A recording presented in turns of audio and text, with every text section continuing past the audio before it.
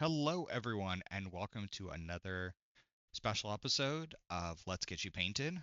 I'm Alec of Racked and Confused and Let's Get You Painted, and today I have Mario, and him and I are going to discuss the funs of painting, and he is going to paint on stream as well as I do.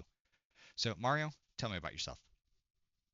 Hey, my name's Mario. I live in Maple Ridge, British Columbia, which, for people that might not know where that is, so we're on the west coast of British Columbia, Canada. I live about 3 hours north of Seattle in a suburb of Vancouver, BC, which is a little town of about 3 million people out here on the west coast. I help to run some events and do a whole bunch of different things in the community out here. So we have a community driven podcast called Shop Talk. So I host that. We've been doing that for a few years now. Um, we also run a tournament series out here called the Cascadia Championship Series. It's modeled on the Iron Gauntlet, but essentially we have qualifiers throughout the year. Um, and we have a lot of EOs and community organizers in the area that we loop into that. So we've got people in Washington State and Oregon and in northern British Columbia and all the way out into Edmonton in Alberta, which is the neighboring province here in Canada. Um, so we get a lot of travelers. We get a lot of people that move around a lot, even though we have a lot of people that are in the Seattle, Portland, Vancouver area. It's a long distance to travel between those places. For me, if I wanted to go to a game night, it's an hour and a half for me to go in the car. And a lot of other people in the province are traveling a lot longer for events. So it makes it hard. We just don't have the population density to have um, small local communities. We tend to gather in larger events, sort of once a month, once every 2 months. And the next one is actually happening in a couple weeks. So I'm running the Broken Coast Barrage. That we're in our fourth year this year for that. We have just about 40 players signed up between War Machine and Warcaster Neo Mechanica, which is kind of cool. We don't have a lot of Warcaster communities in the circulation anymore, but we've got a decent one out here in Vancouver, and we try to support them as well. And we're just trying to gather people, trying to get the word out that we're playing. We've got a local Discord. So we're running that event in a couple weeks here on March 28th. If you can't come, it's full. Sorry. we've Aw, got a we've got a local store in Richmond, British Columbia that can host that many people, which has been really awesome to work with them, doing prize support through them, and working with them for table space. It's something that we have not had in many years out here, and it's sort of a really nice thing for us to have now.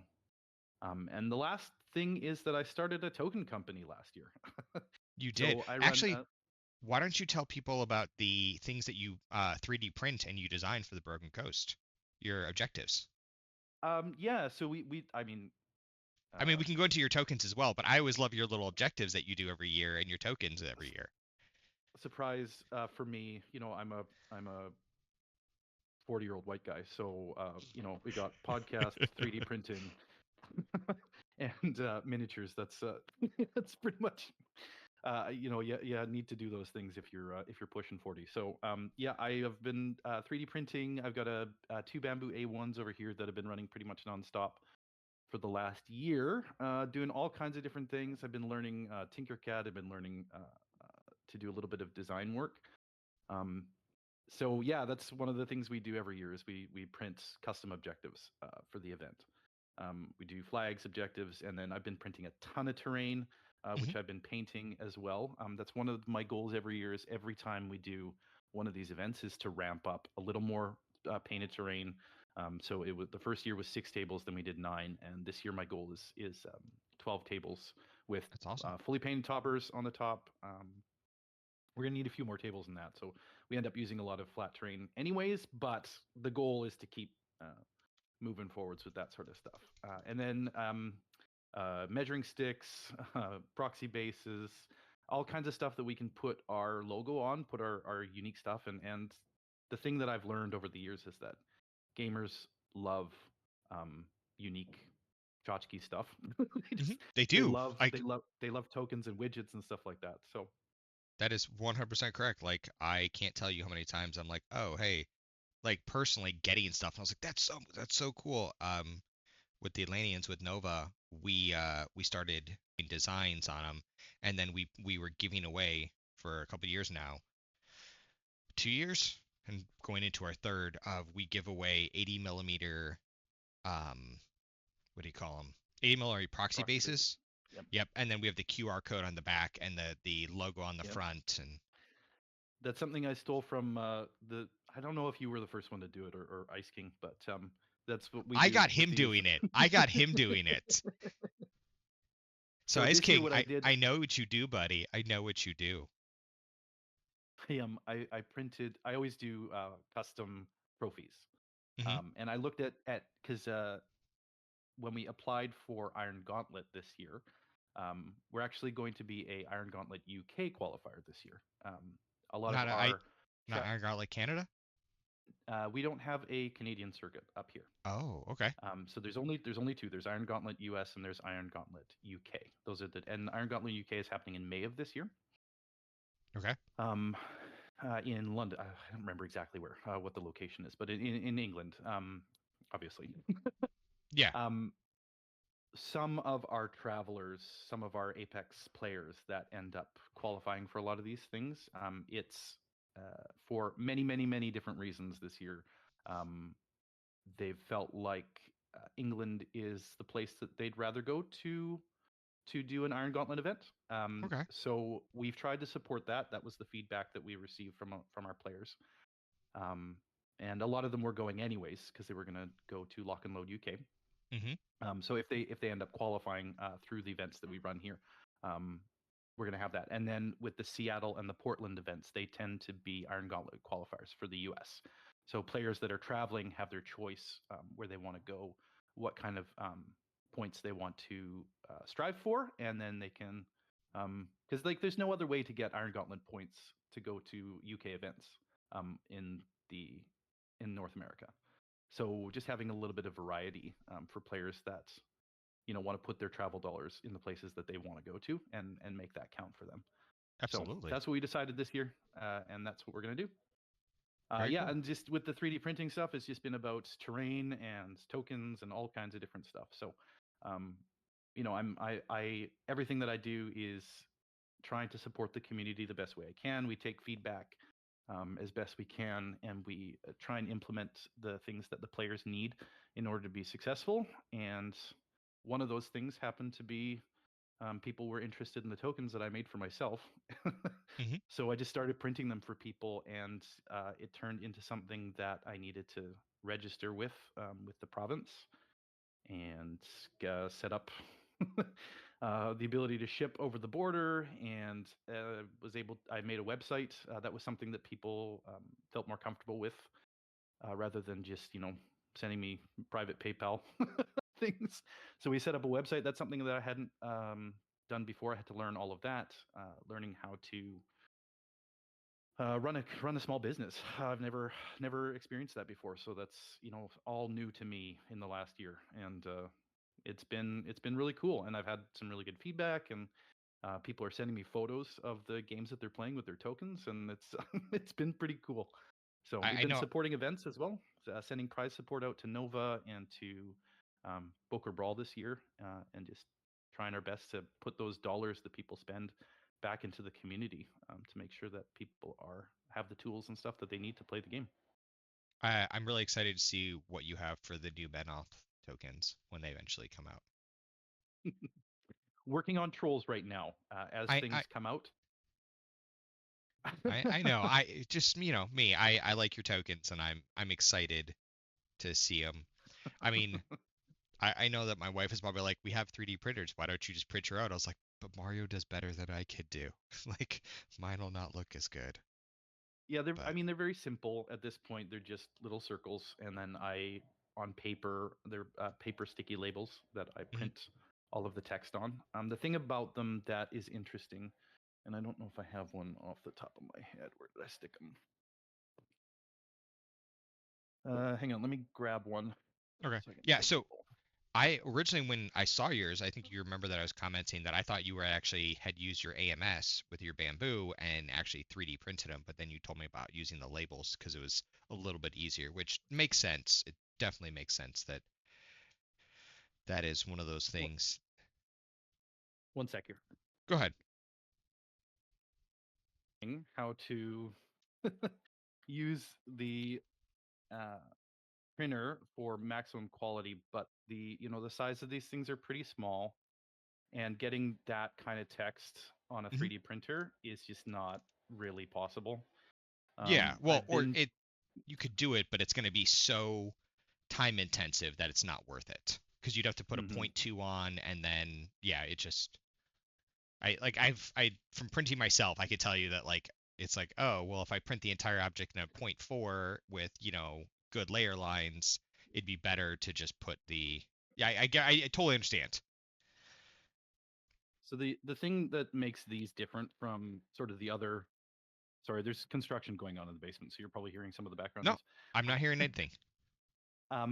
The thing that makes these unique that because like whenever you create a product, you try and make something that is um, different than what's on the market. Hmm. And I'm not licensed so to use any of the art from SFG, which is fine. Hmm. Um, there are other token companies out there that people can use if they like things that have the licensed art on them, and they're great. If that's what you want, then you should buy those tokens. Um, the ones I've tried to make them a bit unique. So what we've got spell names, and then we've got spell costs on them as well, and then there's a reminder text on all of Yes, these. So the thing that I like about them is that I don't have to have my app open to see what spells do. I can just have my tokens on the table, and I don't have to be referring to the app so much. Makes things a little bit easier. And that's the absolutely. feedback that I've received as well. So they're not No, flashy, they're not as pretty, but they're a little bit more functional in that regard, and that's what we've tried to sort of I'd say don't cut focus on. yourself So short. They're really good. I like them a lot. Um, when I said that like I'm waiting for you to come up with Menoth ones after Menoth comes out, like you're gonna get my business. It's reality of the situation. there we go. Shield done. I don't have to talk about him anymore. No, man, like I am all about when you were talking about Warcaster, I went all in on Warcaster for Marcher Worlds and for I just blinked on the other one. The ones with the blue shields. I see. Um yeah, ISA. And I eventually I got rid of all my ISA just because I just wasn't playing them, and I only kept my Marcher Worlds. And then for the I think the third wave of the Kickstarter, they're still in the box because at that point in Yep. time the entire thing had. But like I was double FA for Marcher Worlds because I was like, oh, this is gonna be perfect. This is gonna be like to me, the Marcher Worlds always felt like the brown coats from Firefly or Serenity, and I was like, yeah, it's gonna be Yep. cool. And I got all in on that, and I have a lot of money of Warcaster that just sits in a box, including all the playmats and like remember the playmat that was a 2x4 or 1x4 Mhm. that you could adjust for the racing modes or the combat moving combat. And I was like, this is so cool. Never played a game using that. It's just sat in the box, and that's it is what it I think that's is. the story of a lot of Y- gamers that bought into that. I think that's the story of what's going on. So Yeah, I'm still hoping that eventually, because SFG did buy that when they bought War mhm. Machine. So I'm part of me is hoping, but I think there's gonna be a point where I'm just gonna be like, I will give this to you for the cost of shipping. Like yeah. I've been trying to trade it away, honestly, for a Mark IV army. And like I know I would take a hit on it, but I was just like, oh man, it is what it So is. I'd be remiss not to mention the community that we have out here. So Jack Anderson, Hmm. who's been on a few of the Warcaster podcasts.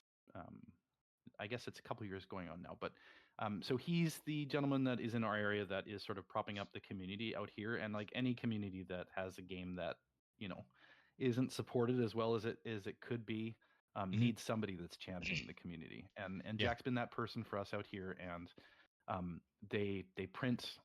a ton of terrain. They paint it all. They're really, really amazing about hobby. If you see some of the tables, I post a ton of pictures when they show up to our events and they bring their whole terrain setup. I post a ton of pictures of the stuff, and we have a YouTube channel as well that we do some battle reports on.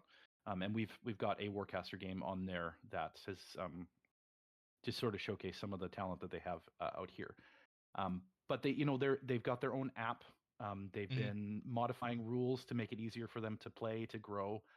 They have a tournament system that they've developed out here. Um, they've put in a ton of effort to make it scalable and growable, like something Hmm. that people are interested in long term to play, and have instituted their own sort of mini balance changes to try and make things a little bit better and playable. Hmm. So, the whole community has gotten behind that, and it's just been something that they've been able to sustain for a long time without any rules updates, and it's pretty That's cool to watch. that's awesome. Yeah, we don't have that in my area, and Hmm. um, even when I was in Virginia Beach, we didn't like we had several people who had it, but no one really played it anymore, and it was one of those things like where we're gonna dedicate our time. Was it gonna be towards War Machine and building the community, or was it gonna be towards Yep. Warcaster? And like you said, you have to have the person who props it up, and like yeah, it's just it is what it is in some regards. Like I can personally, I know that I only have so much time. So if I'm gonna run like a D&D or an IKRPG campaign, and my kids are gonna do whatever their tabletop gaming or their collectible card gaming is, I know I only have so much other time, and for me, that's encouraging War Machine. And Yep. I, yeah, That's That's the reason that I never got into Warcaster. It's not quite the right fantasy for me. Um, but just the other thing is that I don't have the brain space and the time for a second game. And you know what, we try and support them with, event space and ticket sales and stuff like that, and mhm, and try and involve them in our prize support. But I just don't have the capacity to play the game or to look into any of the rules. I love watching them play. I yeah. love hearing about it. I'm in their discords. I love listening to the feedback that they get and the models that they post. But it's just I don't have the brain space for another game. So No, I can't I, actually see what you're painting, Alec. What are you painting oh, today? so I guess when you see the episode, you'll see. So I am painting a objective for War Machine. Actually, it's the pirate Hmm. objective. So with the top-down camera, the ZV-1F, you're gonna see what it is, but I will bring it up to the face cam, Nice. and I am just doing a quick and dirty paint job on it. So the reason I'm not going all out on this is with these objectives, I'm actually going to do clear plastic around them, and I'm going to pour resin one layer at a time for clear resin, and then I'm gonna have little fishies in there and stuff like that. So about 3/4 of the way is gonna be underwater, and then I'm gonna Nice. do the wave effects on top. And then I'll make sure it has an. Then you pull the clear piece of plastic off, you buff the resin and polish it, Hmm. and then you will have basically all of my objectives are sitting in the ocean. It's just a silly Awesome. fun thing. It's like I always customize all of my stuff. Like I mean, Hmm. I have definitely have some stuff that's just regular, but I always go overboard with let's make it unique. Also, this way my objectives don't walk away at the table because if anyone ever sees it again, they're like, "Hold on, I know who's that. I saw that painted on stream, or I've seen that on the table. I know who's that is." And then I normally get it back. Not that anyone ever walks away with pieces, but No, things I've. just people. It's just that's the craziness of an event. Sometimes there's Oh always stuff yeah, that's left over. People forget stuff. It just happens. So, or someone like um, it's on your side your opponent's side of the table, and then they forget, and they just pick it up when they pick up their army. But this way I definitely do get it back, which is nice. I'm really looking forward to, so I have the STLs for the um, Gravediggers files, mhm. and for my Gravediggers, so I'm going to be digitally kit bashing those files together to make them a little bit more unique. And then I'm going to put so right now I only have one working 3D printer because I had four, The move. Yeah. and the move they just broke three of the four, and this one doesn't always even work all the time, which makes me think that there's internal damage in the I had four Yay. P1Ss. Yeah, it happens, like you have people moving stuff of yours that they don't know the value of it, or even not even like the dollar value, but the just the personal value of it. And so they're just like, oh, whatever. It's a black box with some glass on it. And you're like, no, Yep. no, the electronics and the motors in here are really, really sensitive. You have to be careful. And then you just hear shatter. And you're like, well, that's that's an insurance claim. And um, so my household had to go from where we had four working printers and everyone basically what it was is my in-laws got one for the kids' dedicated use, and then my wife and I would basically, use the other three. And now it's one. We all share one. And my wife still prints stuff. I still try to print stuff. Like right now, I'm printing base toppers for a Thornfall army. So I Mhm. printed using a point 0.4 nozzle because somehow my point 0.2 disappeared when my in one of the boxes. All of my extra hot ends that I had, I had like a 3D printed box with all of them in it. That box disappeared during the move, but that doesn't matter. Um, so I haven't replaced that yet. So everything's been printing on a point 0.4, but I have these toppers using a point 0.4 nozzle with 0.08 layer lines. And then I just printed earlier today the SFG bases that they give out, which if you do at a point 0.08, like they look good. Yeah, I've been printing mine as well. So I don't have a resin printer, um, Hmm. but a friend of mine does. So we we trade basically. I Well, print no, stuff for him in FDM, these and are he prints stuff in FDMs. me for. Yeah, yeah, yeah. No, I've Oh, been print. okay, That's what I mean. I've been printing bases in gotcha. FDM. So I've been printing him bases for 120 millimeters and a whole bunch of other stuff, and he's printing me a Crucible Guard army. So that's what I'm going to be playing this year. Nice. I think that's gonna be awesome. I'm still gonna be playing at Nova.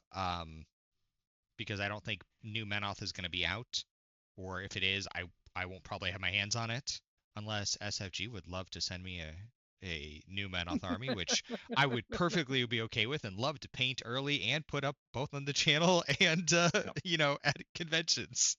There's my shill. I don't think that's going to happen, but here's hoping. Um, I'll be playing either my old Menoth or I will be playing my Gravediggers. And that's the other thing I've been painting for the channel is my Gravediggers. So yeah, I can't wait to, like I said earlier, like digitally kit bash some of those things. And I wish we had STLs for Gravediggers. I know why we aren't getting, the full line. I get it. I would like some more. I'm actually working on my Allison Jakes and digitally, and she's about the base right now is about that big, and then she's on top, Hmm. and I'm trying to make Yes. sure it doesn't go too far off because they had her on the Cephalix head, and I was like, no, I need to make it cooler. And now that we have things like the Thornfall, we have the full Cephalix army. We're gonna have the full Infernals army. The full Lots of Grimkin options. Yeah. army. Yeah, it's Hmm. so I'm looking at all of those pieces. Well, eventually when I get them, I'm gonna look at all those pieces and see what does she deserve to be standing on. And that's going to be fun. But so for me, being able to get those armies and use them as potential basing material, basically toppers for this is going to be Hmm. cool to me because it's like, oh, hey, yeah, I'm not playing Convergence, but it's like the old thing when we used to do rec markers back in Mark 1 and Mark 2. Yep. Um, I used to use after rec markers, went away, I used rec markers as basing material for my guys, Yep. Yep. and I want to do that again. Like because I could use these pieces in objectives, use them as basing material, possibly use them in additional models, make my own new things, or if I want to try to do it for I do a lot of Iron Kingdoms Requiem, the D&D version, Yep. and with that I like to be able to make my own things, and that's a cool thing. Also with terrain, like the one of the things I saw, I think I can't remember who did it, but someone took the train piece from the Gravedigger set and then they flipped it on their side and put it on a base piece, Yep. and so it was a wrecked train. And I was like, Yep. that's awesome. I want to do It's good that. So basing. I've been working Yep. on something like that. And what I want to have on the table is the train tracks.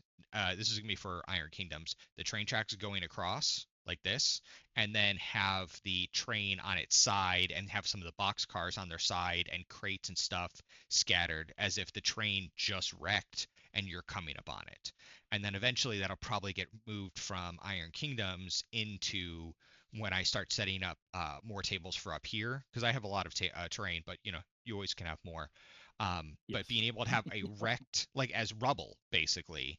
Yeah. So I'll cut the neoprene base on the bottom for whatever the size is, so you can pick up the piece or put it back down, but you have the wrecked train.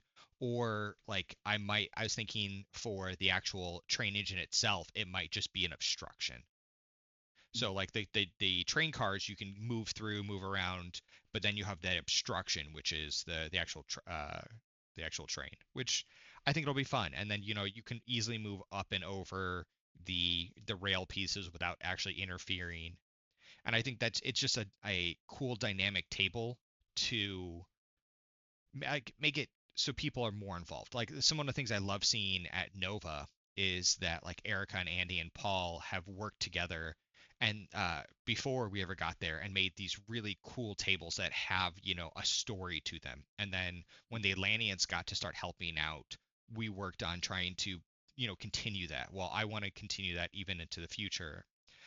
One of my goals eventually, it's probably not going to be a moving table, is to have a table where I cut in, I do the foam centerpiece with the pink insulation foam on a 4 foot by 4 foot, and to have a actual, so you put plaster on the outside and then paint it, and I want to then put a layer of plastic and then additional plaster and stuff, so I have moving water going diagonally across the board edge, from one corner to the other. And then I'll probably have to put a piece of clear, like 2 millimeter plastic on it, so that so people can't necessarily get their pieces wet, but it's still moving over something. But I think it'd be cool just to see the water rushing underneath the table or underneath this clear, and having to use like multiple bridges to go across. And I think that to me that's a cool thing. And it's kind of like how I've seen some gear moving tables back. Remember when Convergence lost, you had the gears that would shift and move, and you could put your piece down, and it might start here, but then end up over here. And I like that feel. Like, is it good for a tournament table? Probably not. Is it amazing for a narrative table? Mhm. Absolutely. And I don't know if you saw the narrative table that we helped do for Nova this past year, where you had the giant temple and stuff, and I 3D printed a whole bunch of stuff and Jay painted it. That was a lot of fun, and people had a lot of fun on that table. I heard amazing things about the narrative event at Nova. I listened to all of the podcast reports afterwards. I do listen to the Atlanteans. I like your show, um, and yeah, it's something that we've never been able to sort of get off the ground around here. We tend to the events that tend to draw people tend more to be the competitive events. Hmm. And like I'm a big proponent of catering to oh, yep, That's thanks. That okay. was the cat that knocked that off. I have two golden retrievers. I understand completely when they decide to knock things over or bump things. um we just it tends to the events that tend to do better are the competitive events, and so we try to make it so that the people that want to actually attend have events to attend. um so I mean we've done that before. I played a miniatures game called Babylon 5, Cult Arms, Hmm. long time ago. It's a spaceship miniatures game, I and remember with the clear bases. we ran a whole campaign for that, and that was a lot of fun. I played a little bit of D&D back in the day, just like everybody else, and that's it's cool to tell a story. For whatever reason, I don't know. It's strange because like every other game that I've played, I've been involved in the fluff and the Mhm. um, been more involved in narrative sort of style play. But for whatever reason, for War Machine, it's been it for whatever reason this I don't need this game to tell me a story to play it. Okay. And it's just been that way, and I don't know why, but it's been the way that I've had fun engaging with it. And I love that everything else exists. I would love to support narrative events, but um, I tend to play very few games in person, just with my Okay. schedule and all the other stuff that's going on. I work a lot of nights, and people usually play War Machine at night, and I don't attend that many events. So for me, um, when I have time to play a game of War Machine, I tend to want to use it to practice. Okay. And No, so that's just the way it's evolved over the last couple of years for me. So it's I just get that different. completely, man. Like, as a stay-at-home parent and a homeschooling parent, I Yeah. understand completely because then, when my spouse gets home from work, like, does she want me going out and gaming to all hours, especially when I know I have to get up the next morning and, take care of the kids and all of that stuff? And, sometimes we're grumpy if we stay up too late.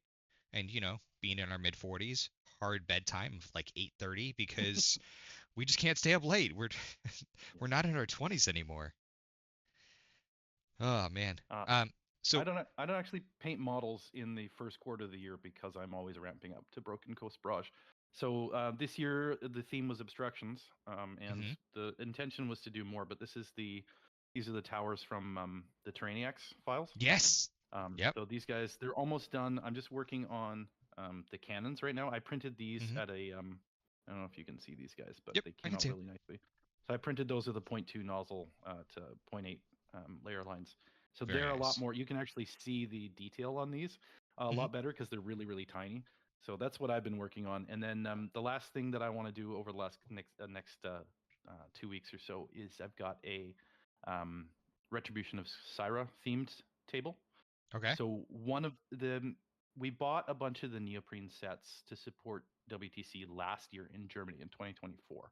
Yeah. They were selling their sets. They're actually still for sale. Oh, are they? You can Okay. get them.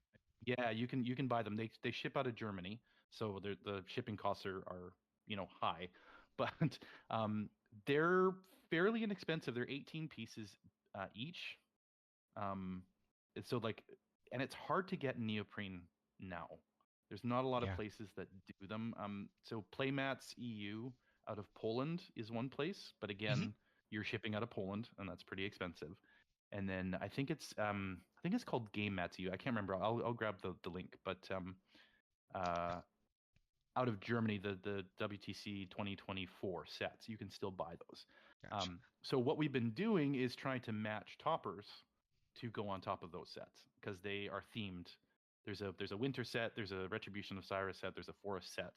Um, if you just Google WTC neoprene terrain, it should come up. Um, we bought, I don't know, 7 or 8 sets this last year. What we try and do is take some of the money that we make. You don't usually make a lot of money from ticket sales, but we usually try Mhm. and put about 10% of ticket sales for events into back into the community. So whether it's for clocks or terrain or whatever. So every year I just buy a little bit more terrain. And we use I use a little bit of the funds that we get from selling tokens to invest in our community events as well. So we bought a bunch of that, and it's just trying to match stuff to go on top and make those events better every year. So the first Gotcha. 4 months is always painting terrain. Yeah, I was actually looking at I pulled up um while you were chatting, I pulled up the thing so I can show people the WCC. No, I was looking up like a couple other companies that used to do neoprene and they're out of business, which is really sad. Like, I Yes. guess that's yeah, that's Yeah. very. So the one that I used a lot was called Hidden Forest. I actually Um, that's one of the ones I looked up after yeah, it was Hidden Forums Gaming. They had really good like high quality terrain that was like 2 or 3 millimeters for They their did, neoprene. and it was the right size was the thing. So a lot of the I find that a lot of the neoprene sets that are available now, the pieces are just a little bit too big for Hmm. what we're looking for Steamroller. And like that's the thing about Steamroller 2026 and 2025 is that the recommended size for these has dropped a little bit. You want more pieces and slightly smaller. So some Yeah, of these forests that are, friggin' huge, um, are just they not don't really work. appropriate Yeah. for tournament size tables. So we've either had to sort of cut some stuff up, like some of the old Muse terrain that we had kicking around Hmm. from Muse on Minis from a Yeah. thousand years ago. It's I not a just thousand. cut that in It's half. make me feel that old because like I mentioned to someone the other day I was like, oh yeah, I've been playing since Mark 1, and they're like, wasn't that like 20 years ago? And I was like, oh, Yes. it is. I've been playing a very long time. I had an opponent the other day on War Table, and I was like, oh yeah, I've been playing Protector of Mana for 22 years, and he's like, dude, I'm 23, and I was like, Yeah. Yep. yep, yep, that's Awesome. that's what it is. Yeah. So we're the old salts, Mario. I it's funny because all through my gaming career, I've always been the youngest person, and now that's Hmm. not the case anymore. It's okay. I I played a little bit of Mark One. We took a bit of a break. I think we were done in like 2008. We quit, Hmm. and then came back in 2015 for the end of Mark Two. Right when Chromac Two came out, my favorite caster ever. He came out and I played him forever, and uh, took us into the end of Mark Two, and then sort of ramped up into Mark Three, and yeah, we've been playing ever since. So not quite as long as you, but we're up there. I mean, for me, it was I used to play well, way back in the day. I'd play BattleTech and 40K, and then War Machine Hmm. came out, and I started playing War Machine because it had a tighter rule set for steamroller tournament, like tournaments basically. It wasn't like, hey, here we're gonna make this judgment. You was like you knew the rule was the rule was the Yep. rule, and that was awesome to me. And also, sometimes in 40K, if I didn't paint, like, I'm like, oh, these are Dark Angels. And they're like, well, why are they black? I'm like, oh, because they're Legion. And like, oh, they're Fallen. I was like, no, they're modern Dark Angels. And they're like, well, they have to be green then. I'm like, no, no, they don't. And I know, shocking that a 40K person would run into some pushback with how they painted their army. Um, but in War Machine, when I hopped into Protectorate of Menoth, some of mine are like they have the Menoth base, which is now like Menoth tan, or the whatever it is. It might not be called Menoth tan. I think it's whatever it is. It's like a tan, the bone right. Mhm. Um, Yep. I wouldn't necessarily use that as my base. Sometimes I used, Sanguine base, and I like most of my piece was Sanguine with gold and silver and black, so they were darker.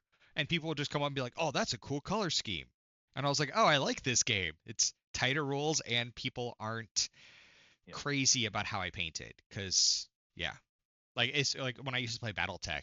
If you were playing Jade Falcons, they better be Jade Falcon color scheme to a T, or if you're playing Steiner, you better get that color in. And this is way more laid back. Like and I like that. I like that so much.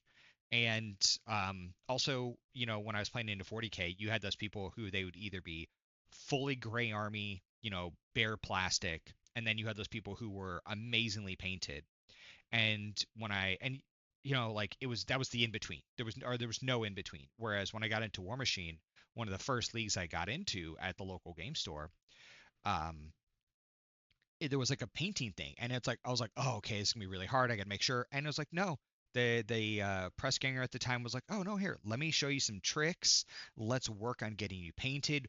Why don't I sit across from you? You show me your color scheme, and I'm gonna work with you on it. And I was like, oh, this is a different community. These are all like calmer people. And even today, like you go to a local game store or you do that and you sit down, like if you were in I just blanked on my old local game store. I was gonna say Phoenix and Griffin, but that's my new local game store, which is hopefully gonna be carrying more machines soon. If you guys listen, I know you do. Um, um, Atlantis Games and Comics.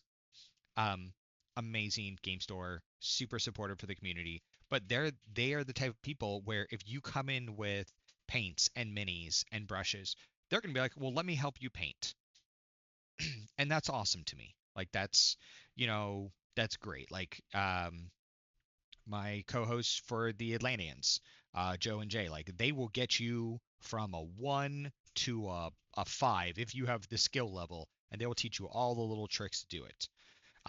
But like for me, I want to see beautiful display pieces. Like they have amazing display pieces, but for me, I just part of me wants to just get it done so I can get battle reps in. Sorry, my speaking of my golden retriever, he closed the door on himself and then wanted to go through to the other room. You know, puppies. He's a 3-year-old puppy. Um, but so one of the things that like I try to do in this podcast and in this painting is I try to demonstrate what it's like if you go and sit at your local game store and you sit down for a paint night and you play and you chat and you just have fun and you don't stress it, and in 45 minutes to an hour you have a fully painted piece at the end. And that's what I've been doing in previous episodes of Let's Get You Painted, and it's fun. I think it takes the stress out of the painting. Like so many people, they get the brush in, they're like, white knuckling it because they're holding the brush so hard. It's like, no, just sit back, get a comfortable seated position, and just paint. And that's my goal, is to get people painted. So I think we haven't actually discussed any of the actual questions that I normally like asking my guests, because I like just chatting with you, Mario. Sorry, I don't want to say I've wasted your time, but I think we've had a good No, conversation thus no, far. yeah. It turns out that we can both yammer on. So We can, yeah. Like, since I don't have one of my other co-hosts here, like, stay to the bullet points, I'm just like, hey, let's chat about whatever, and then it's 2 hours long, and it's one of the longest podcasts we've had. So what is one of your favorite minis that you have painted? Be it older, newer. Is it something that it had sentimental value? Is it something that you just learned a cool technique on it? What's one of your favorites? And you can have more than one. so I one of the things about my painting is that I don't tend to learn and grow. Um I think that certainly I've improved in brush control over the Okay. years. That's something that I've been um trying to get better at for sure. But I don't tend to watch a lot of tutorials. For me, painting is very much um, a substitute for meditation almost. Okay. Uh, and I've said this before. There's a lot of tumultuousness in my life, and it's something that is calming for me. Um, so usually when I'm painting it, I'm not looking to engage my brain and learn something new. Okay. Um, but I've certainly improved in brush control over the years, and um, so like you've had guests on that have talked about non-metallic metals and Hmm. all sorts. People talk about a lot of different techniques and things like that. For me, usually things follow the same pattern. It's base coat, you know, Nuln oil over top of that, and then highlights. But that works And though. Like that's yep, such a it gets you painted so that you can then play and you're not stressed, like you said. yeah, and I think that um, I've had a bit of a different opinion. I think to a lot of different people about painting. One of the things that my goals, I say is that I want to paint my army. I don't necessarily feel the need to get my army painted. Okay. Um, I I enjoy having painted models. I enjoy painting very much. I've been very proud when I've put a force on the table that is all painted. I don't ever feel the need to push myself to do that every single time. Okay. And oftentimes I'm coming at painting from a community standpoint and not necessarily an individual standpoint. And I've been to those GW events where I've shown up with one model unpainted and they've said, you may not play today. And that's a feeling that I don't ever want to replicate at any of my events. I know I that people have lives and busy lives and they're not always able to paint stuff. And especially with the stuff that's coming out now, it's coming out fast, it's coming out hard. And, you know, I want people to play at events with the models that they want to play. hmm And um, so for that reason, all of our events are not painting required and will never be painting Okay. required. Um, I encourage painting. One of the things that we do is that all of our prize support is raffle only. We don't Okay. give away any prize support based on event standing. Okay. And the way that we do raffle tickets is you get a certain number of raffle tickets when you purchase your ticket, hmm and then you get progressively more tickets depending on how much of your army is painted. Okay. So if you have a fully painted force, you have twice as many tickets as everybody else. But Okay. then you have your choice where you put your tickets. You can put tickets into different events, and then all of those are generated by raffle. So even if you put 100 tickets into one thing, you're not guaranteed to get that item. Gotcha. Um, so it makes it kind of exciting because there's still a bit of a surprise factor at the end when we give away prizes. Hmm. Uh, but you have a better chance of winning stuff if your stuff is painted. Okay. And you get significantly more tickets. So that's the way that we've encouraged people to paint, and we've had quite a bit of success with having painted armies at our events. We try and showcase stuff on our local Discord and posting it on Facebook so that people, have some visibility for the work Yeah. that they put into their stuff. And we have some really, really amazing painters in the area. And one of the things that we started during the lockdowns during COVID was that we had a couple different threads in our local Discords and on Facebook where people were just posting stuff. No judgment, no expectations, just what Hmm. have you been working on today? And it blew up like hundreds and hundreds and hundreds of comments over those few months that we were locked down. And I think that that's generated a really good culture of painting here in the Pacific Northwest. There's very few fully gray armies that we have showing up to our events. Okay. Um, and it's just I've felt like we've had success, encouraging with the carrot as opposed to coming at it with the whip. And that's a way that I've just, a philosophy that we've adopted. I've I like that idea. So when you say that where you put your tickets, you have like little glass jars where you put like you're like, oh, I'd like to try to win this, and yes, even if you put 100 tickets in, you're not guaranteed because someone could put one. And is yeah. that how you do So it? basically, there's a paper bag that's beside each prize. So like the store, for us, typically what they'll do is they'll take half of the. So if it's $20 for an entry, they'll give us $10 per person in store credit, That's a great and then store. That's he'll break that up into gift cards, usually $40 to $50, so it's significant. hmm. So if we get 40 people to an event, that's $800 in prize or what is that? 40 people times $10 is $400 in prize 400. support. So that's 10 $40 gift cards, and we'll just put a little paper bag beside each gift card, and then you put your raffle tickets into each bag, and at the end of the event, I put my hand in the paper bag and I pull out a ticket, and whoever it matches with gets that $40 gift card. And then That's I awesome. print a ton of stuff. We end up having stuff donated. I have a friend with a resin printer, so we're giving away a Cephalix army at the Broken Coast Barrage this year that we printed. Um, I printed I bought some files for a army case. I 3D Hmm. printed an army case. We're giving that away this year.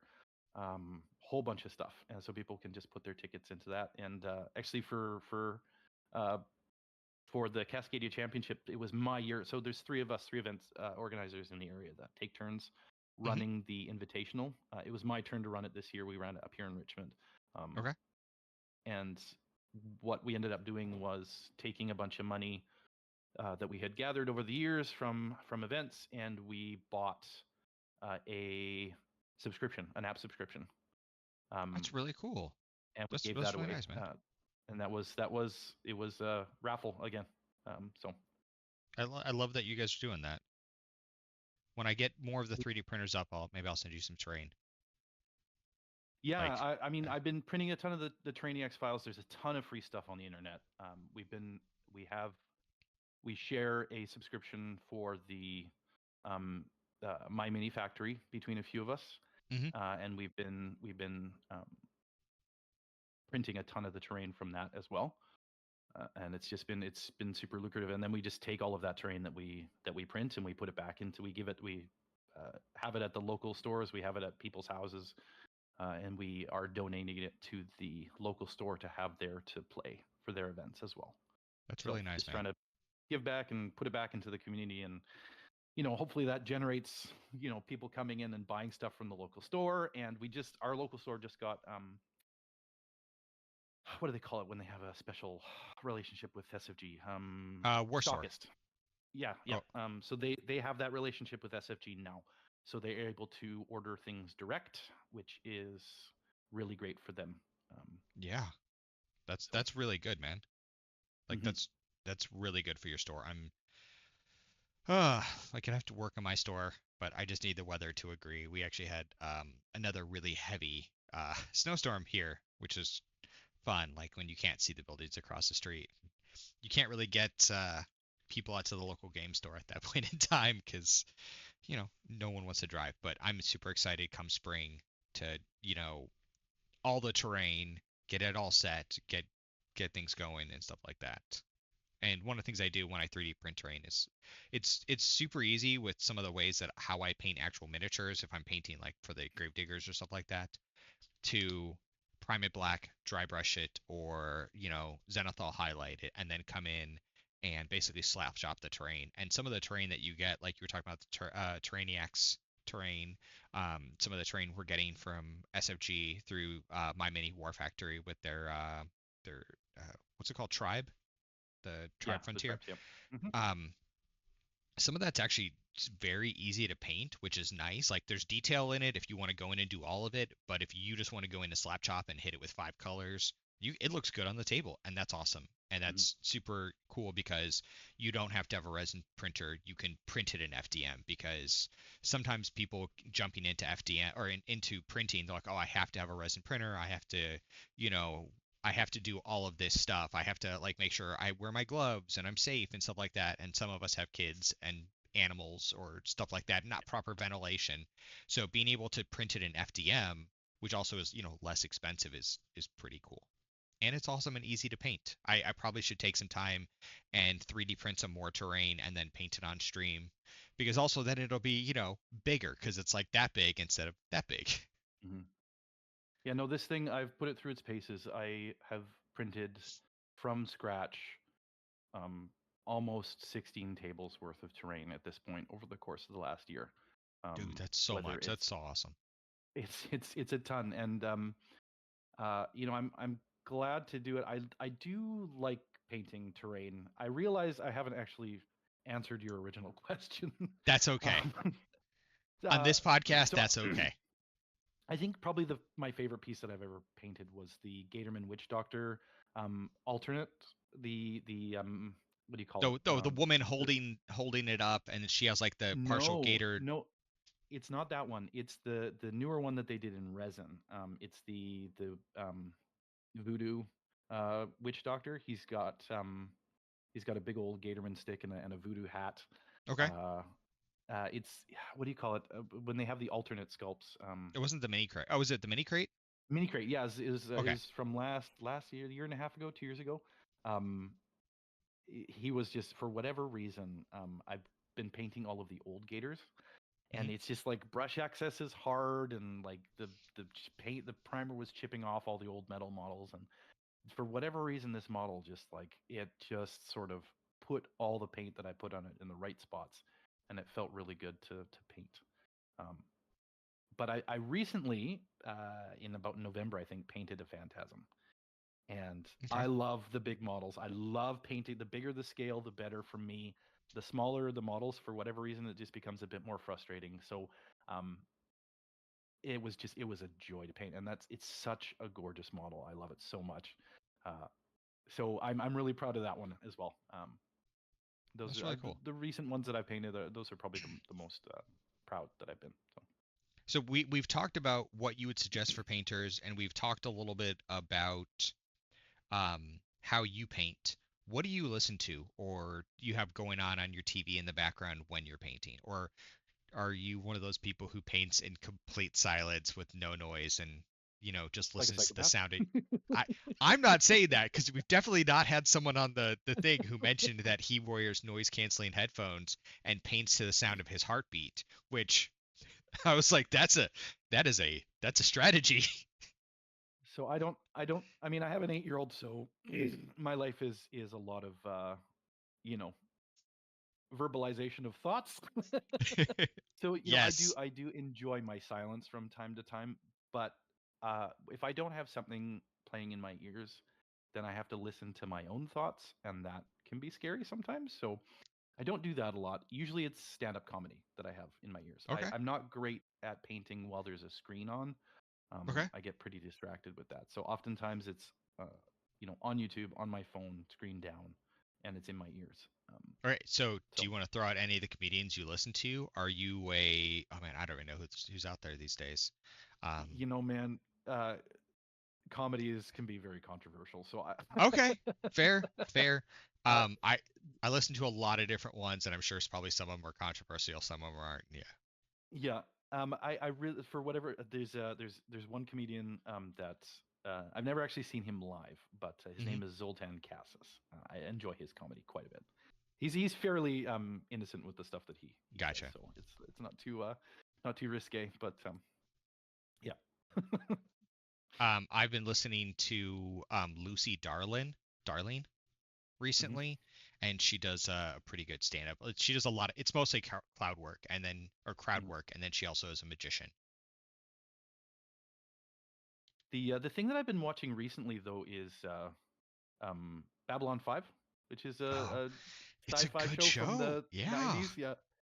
Well, I it's particularly relevant these days too, which is very oh funny man, to me there's rewatching it. But um, yeah, it's good. I'm on season 4 right now, so I have been watching that while I've been painting. So man, if sometimes I we paint. could do if you wanted, we could do hot takes on that show because there's opinions on how things went season to season and Yeah, who is in charge and who's not and how they ended it and spin off. Oh man, like that's oh there's a lot of spin-offs. I haven't seen any of the spin-offs. This is my third no. time through the television series.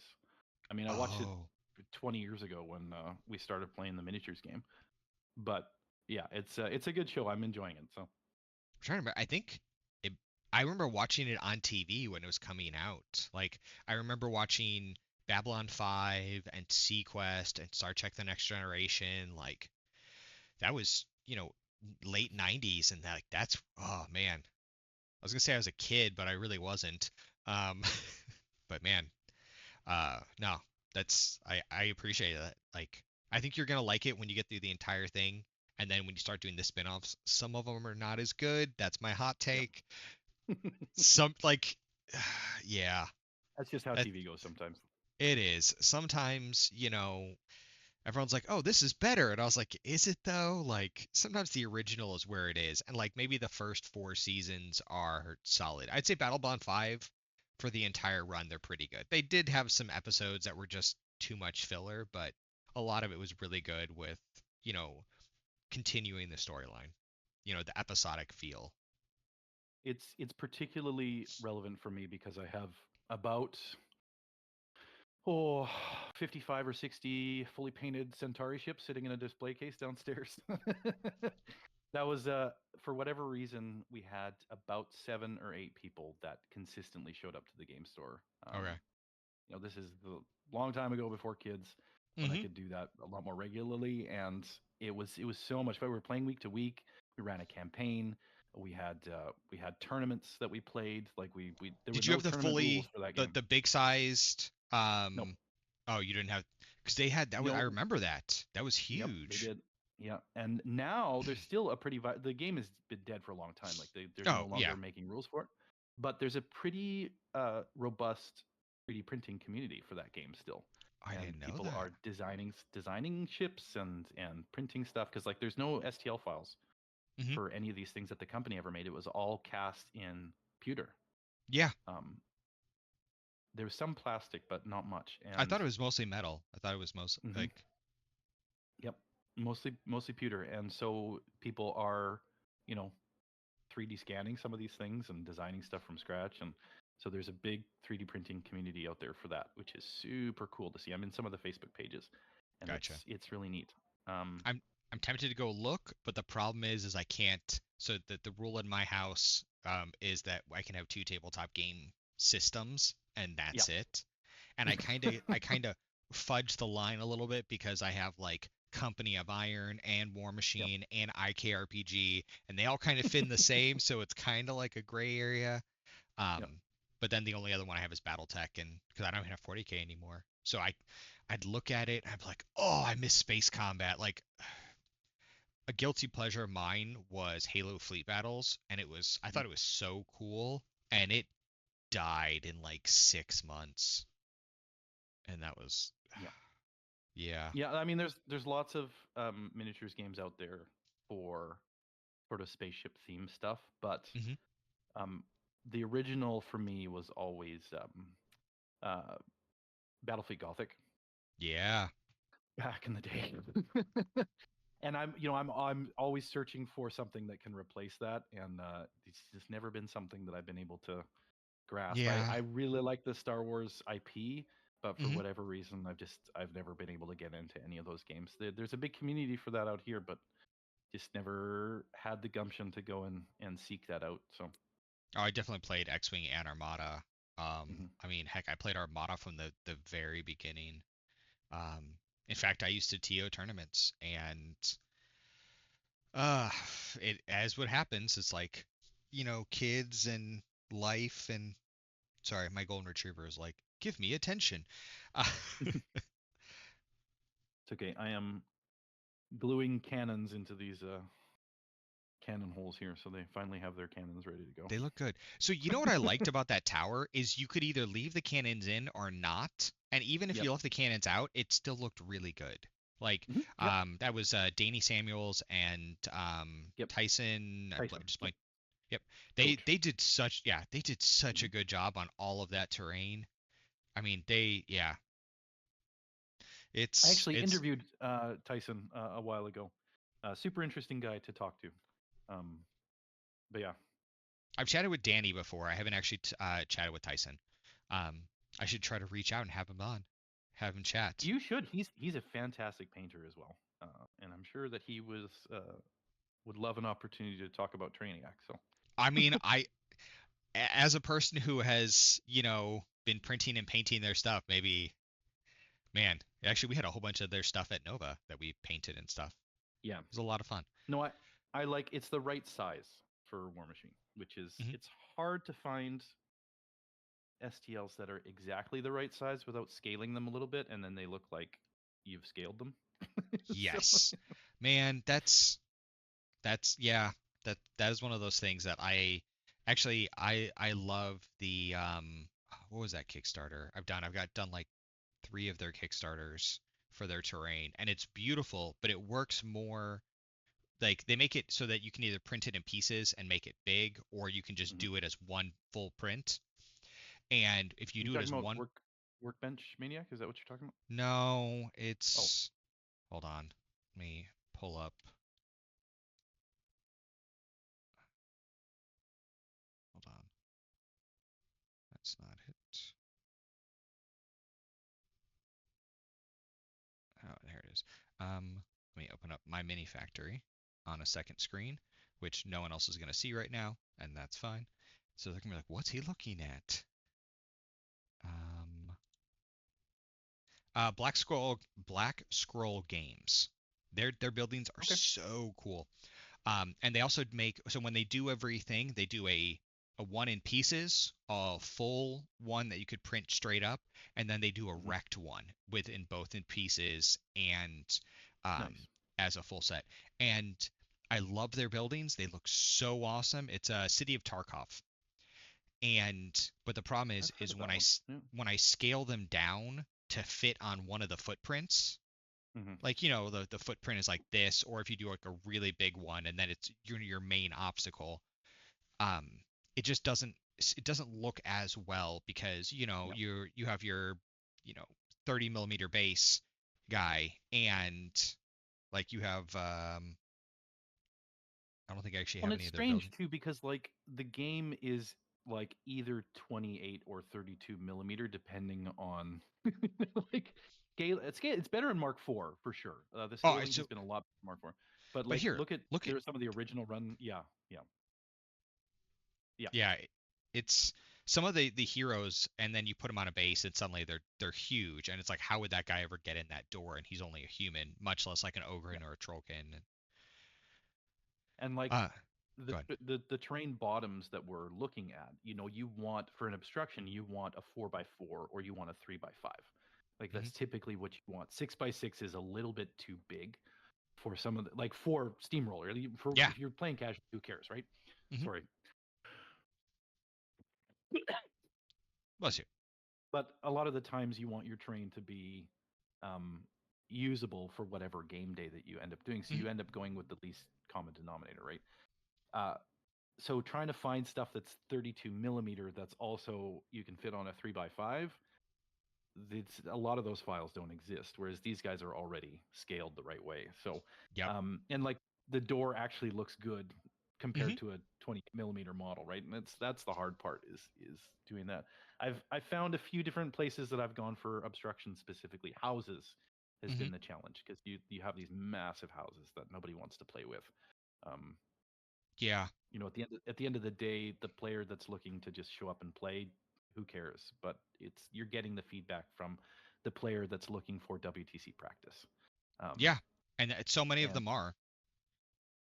and you want them to be able to get the practice that they need at your events because they're the ones that are spending tons of money to go to some of these events that are far away, and then the players that are looking for a more casual experience tend to be less picky about their table experience. And if you can provide something that's robust enough for the players that have feedback, it tends to also work for players that are looking for a more casual experience. So that's how we've that's how we have put our resources typically.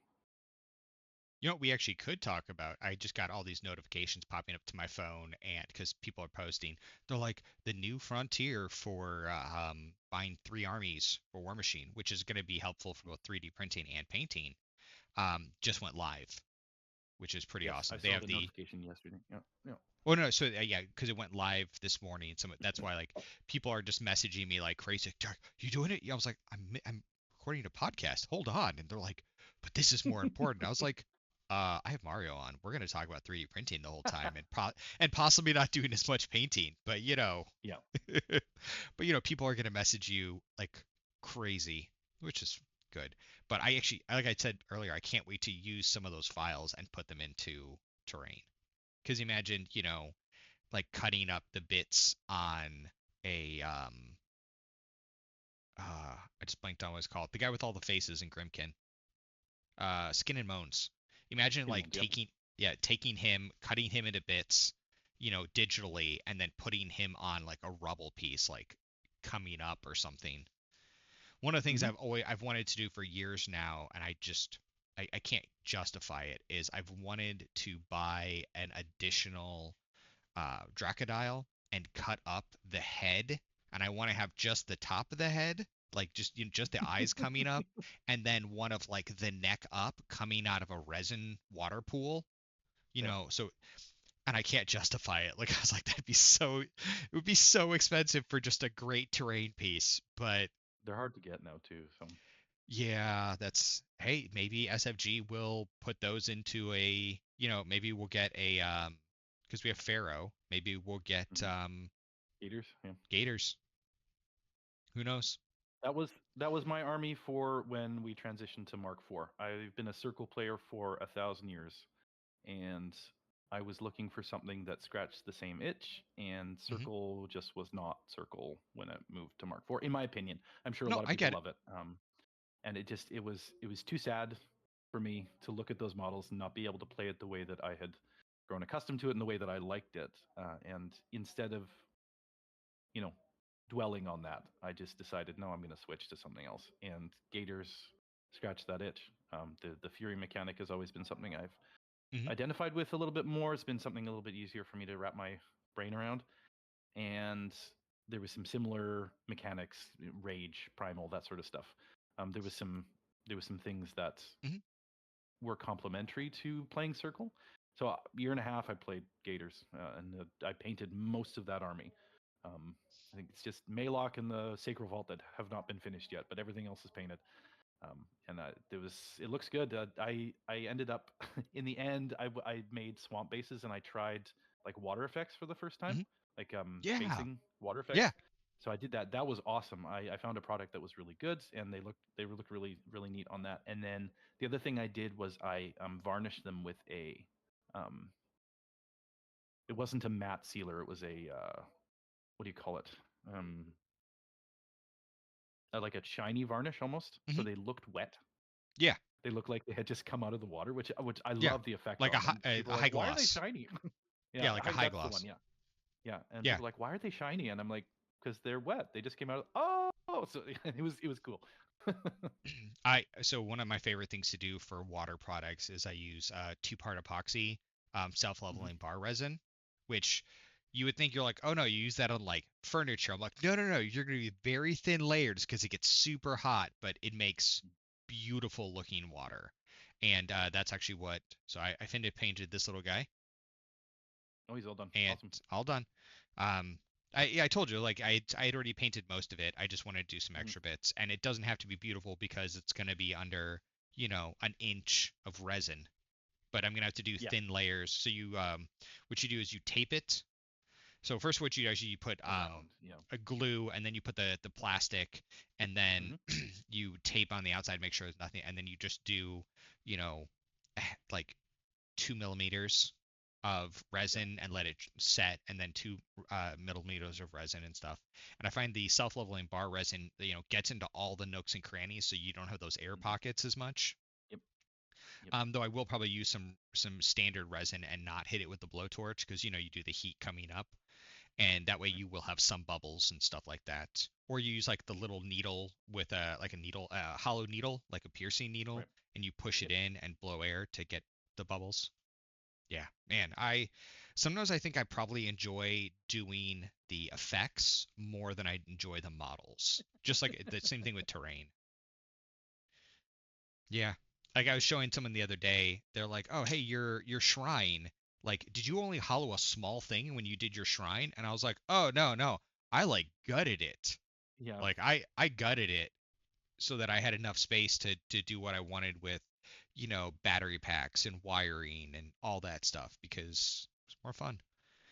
So I've And, never done LEDs, but I did that with my Sacro Vault. I mhm, hollowed it out, mhm. and the lid comes like the it's in three parts. There's the base Yeah. and then the Yeah, middle I've and then had the top. I've had 3 of I them. hollowed out the middle. I hollowed out the middle, and then I put I magnetized the top, and then I Mhm. filled it. I put a little solo cup inside, so I wasn't Mhm. touching the resin, and then I filled it with Skittles. And in the middle of my turn, I popped the lid off, Nice. and I thought you were about to tell me that you put dry ice in there and it would, oh, that would be cool too. Yeah, so for me I that do was the ultrasonic resonators mhm, to do that basically steam. smoke That's effect. what it Yeah, is. yeah, yeah. You were the one that was talking about doing that with fog terrain, right? Yep. I Yeah, actually have. it's I've awesome. had it's cool. The technology has gotten so much tinier. So when initially got into it, the steam pods were about that big, or Right. you would do a like a tabletop fog machine like the Fog Monster, and then it's like that Mhm. by that. But yeah, it's huge. But now some of the technology is so much thinner, and they've people learned how to do it that you can get like a little puck. Like, do Yeah, I have one like a here? can like a battery powered candle almost sized. Yeah, I saw them like on Amazon. about that big. Yeah, But they're yeah. about that like, and they're like they come off about that much. I don't have one here right now because, but yeah, it's awesome. And are you gonna get 5 minutes worth of steam effect? Yeah, but it still looks cool when you do it. And some of these ones now have like a Bluetooth in it, and so you can just sit there on your phone and activate. So you have steam in this corner or stuff like that. Or for like the shrine, you have steam coming out, and that's awesome. Like with the infernals, I am tempted. I say tempted. I'm probably gonna do it. To do the infernal gate, I'm gonna hollow the heck out of that thing so I can put LEDs on the inside. So I'll probably print it in a clear FDM because they make Yep. some pretty good ones, and Mhm. then I'll tape it off, or I'll do uh, sticky tack, and then I'll prime it, and then I'll run the LEDs in the inside so I can go to a thicker base because I can 3D print and I can do everything I want. And then I probably will put like a little smoke machine, like a little smoke pod or steam pod in the bottom, like the tiny ones, so that I could have that on the table. So you have, That's very the cool. LEDs. Yeah, I mean, it's all projects. It's what time do I want to dedicate to it, but it'll be fun. It'll be cool. But Mario, it's always a pleasure to chat with you either on, Discord or typing, but I think we've kept the listeners to a little bit over an hour. I probably can Yeah, cut it down, or hour 15 minutes. I'll probably be able to cut it down to about an hour, but you are now officially my longest episode of Let's Get You sorry. Painted. And thank you. No, don't apologize. I had a great time. I'm sure the listeners are gonna have a great time. Thank you so much. So tell them I'm again where they can find you. Sorry, go ahead. I'm I'm Canadian, so I'm contractually obligated to say sorry after everything. uh, so again, tell You them can where they find can find you. So, you can find me on Discord. I will answer messages on Discord if you just search for Mario. I'm in all of the War Machine things. I'm happy to chat about War Machine. You can find me on Facebook. I'm in all the Facebook groups. My company is called Centurion Tactics. It's centuriontactics.ca. You can purchase your tokens there if you are so inclined. And then we have a YouTube channel as well. It's called Broken Coast War Machine. And so we will be filming 4 games at the Broken Coast Barrage coming up in a couple weeks. So there'll be some live content for that. We don't edit that video; it all goes up raw. But okay. not everybody likes it like that. But No, that's I think okay. There's lots of other that's okay, channels. man. So Well, thank you again so much, and thank you for everyone for listening. Those who have stuck all the way to the very end, and I will talk to you all later. Bye. thanks, Alex. Oh, thank you, man. Let me hit the